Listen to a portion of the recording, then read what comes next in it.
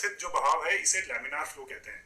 और जब आप पानी को तेज कर दें तो पानी झाग जैसा एक दूसरे में मिला हुआ आता है, इसे टर्बुलेंट फ्लो कहते हैं। लैमिनार फ्लो की खास बात यह होती है कि जैसे अगर हवा इधर से आ रही है और इस सतह पे हवा ऊपर को जाती है, तो अगर वो फ्लो लैमिनार है तो वो ज्यादा दूर तक नहीं चिपकेगा और पहले ही निकल जाएगा। लेकिन अगर बॉल की स्पीड तेज है या बॉल थोड़ी खुरदुरी है तो ये बहाव टर्बुलेंट हो जाता है और थोड़ा पीछे तक चिपकता है।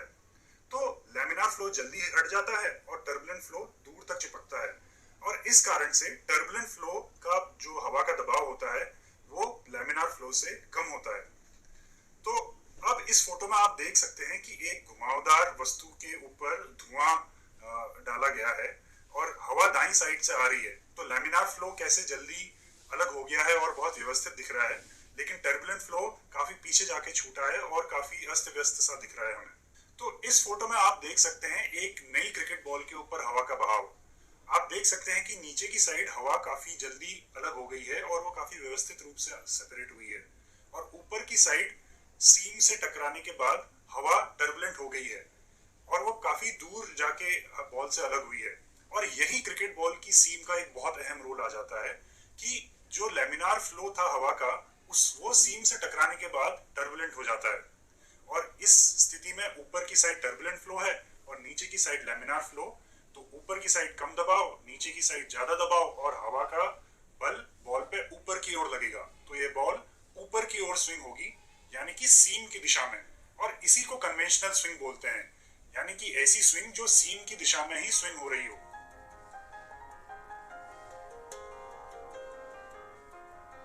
अब इसी बॉल को अगर हम और तेजी से फेंकना शुरू कर देंगे तो एक और दिलचस्प स्थिति आ जाएगी कि नीचे की साइड तो हमें टर्बुलेंट फ्लो मिलेगा, लेकिन ऊपर की साइड अब हवा सीम पे पहुंचने से पहले ही टर्बुलेंट हो जाएगी और सीम से टकराने के बाद वो और ज्यादा टर्बुलेंट हो जाती है और पहले छूट जाती है।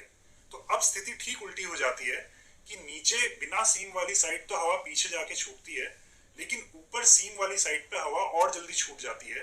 तो अब हवा का दबाव नीचे कम हो जाएगा और ऊपर ज्यादा, और हवा का दबाव नीचे की ओर लगेगा बॉल पर, तो बॉल नीचे की ओर स्विंग करेगी, यानी सीम की उल्टी दिशा में। और इसी को रिवर्स स्विंग कहते हैं। तो ये भी एक मिथक है कि रिवर्स स्विंग केवल पुरानी बॉल से हो सकती है। नई बॉल को अगर बहुत स्पीड से फेंका जाए तो नई बॉल से भी रिवर्स स्विंग हो सकती है। रिवर्स स्विंग यानी सीम की उल्टी दिशा में। ज्यादातर आपको दिखेगा कि जो बॉलर्स पुरानी बॉल से स्विंग कराते हैं वो पुरानी बॉल का भी जो चमकीला हिस्सा होता है उसे आगे की तरफ रखते हैं और वो चमकीले साइड से ऊपर की तरफ स्विंग होती है। लेकिन विज्ञान तो ये कहता है कि अगर आप रफ साइड को आगे रखें तो आप और आसानी से रिवर्स स्विंग करा पाएंगे, क्योंकि टर्बुलेंस बनाने में स्पीड और रफ सरफेस काम में आता है। तो अगर सरफेस रफ है तो आप और कम स्पीड पे रिवर्स स्विंग करा पाएंगे, बजाय कि जब सरफेस स्मूथ है। तो यहां पर को आपको एक्सपेरिमेंट करना पड़ेगा कि क्या आपकी रिवर्स स्विंग रफ साइड आगे रख के ज्यादा आसानी से कम स्पीड पे हो पा रही है या स्मूथ साइड आगे रख के। विज्ञान तो कहता है कि रफ साइड आगे रखने से और ज्यादा आपको आसानी होगी। एक और तरीके की स्विंग होती है जिसे अक्सर रिवर्स स्विंग से कंफ्यूज किया जाता है, क्योंकि ये भी पुरानी बॉल के साथ होती है, और इसे कहते हैं कॉन्ट्रास्ट स्विंग, जो कि सीधी सीम के साथ की जाती है। कॉन्ट्रास्ट स्विंग तब होती है जब एक साइड तो काफी चिकनी हो लेकिन दूसरी साइड बहुत ज्यादा रफ हो गई हो, यानी दोनों सरफेसेस के बीच काफी कॉन्ट्रास्ट, काफी फर्क हो। और इस टाइप की स्विंग में सीम का कोई रोल नहीं होता। जो कन्वेंशनल स्विंग थी और जो रिवर्स स्विंग थी, इन दोनों में उभरी हुई सीम का बहुत ज्यादा रोल होता है, क्योंकि वो बाउंड्री लेयर की टर्बुलेंस बढ़ाती है। लेकिन कॉन्ट्रास्ट स्विंग ऐसी बॉल से भी हो सकता है जिसकी सीम पूरी पिचकी हुई है या गायब हुई है, और इसको आप साबित कर सकते हैं और इसका एक खिलौना बना सकते हैं। अगर आप एक टेनिस बॉल लें और उसकी एक साइड इलेक्ट्रिकल टेप चिपका दें तो ये साइड थोड़ी ज्यादा स्मूथ हो गई और ये साइड में जो इसके बाल हैं इससे काफी रफ हो गई। अब अगर आप इसकी सीम सीधी रख के फेंकें तो यह बॉल भी स्विंग होती है।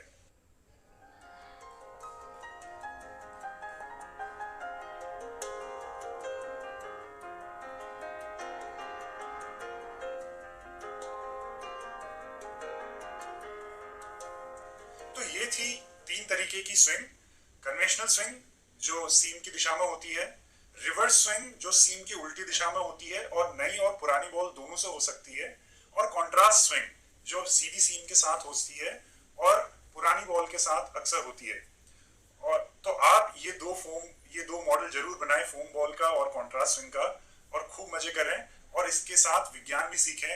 उम्मीद है कि आप में से ही कोई आगे चल के एक बहुत महान स्विंग बॉलर बनेगा या एक महान वैज्ञानिक बनेगा। धन्यवाद।